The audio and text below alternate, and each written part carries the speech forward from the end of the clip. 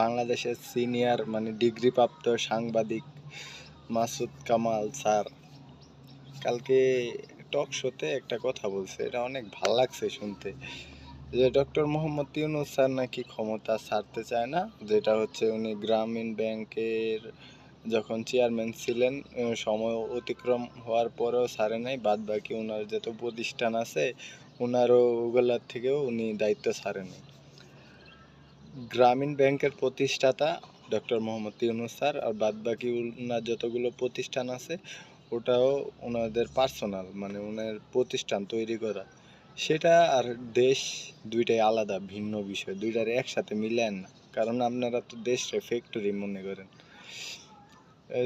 উনি তো তারপরেও ওইখান থেকে ক্ষমতা ছাইরা দিছে, ঠিক আছে। ওনার নিজস্ব ওটা আপনার নিজে তৈরি করা একটা প্রতিষ্ঠানেরও ক্ষমতা কিন্তু উনি ছাইরা দিয়েছেন চেয়ারম্যানের থেকে, যে যাই হোক, যেটা উনি তৈরি করছেন তারপরেও কিন্তু ওনার ছাড়া লাগছে।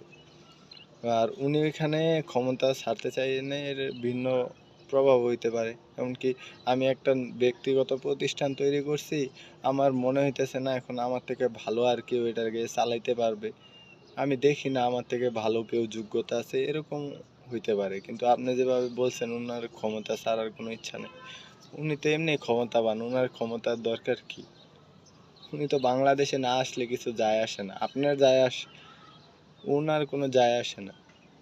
উনি সারা জীবন ওই প্রেসিডেন্সিয়াল মানে প্রেসিডেন্টের মতো পাওয়ার সারা জীবনই উনার ছিল, বাংলাদেশে ছিল না, বাইরের দেশে উনার অনেক গ্রহণযোগ্যতা ছিল, যেটা আপনারা কেউ চিনেও না।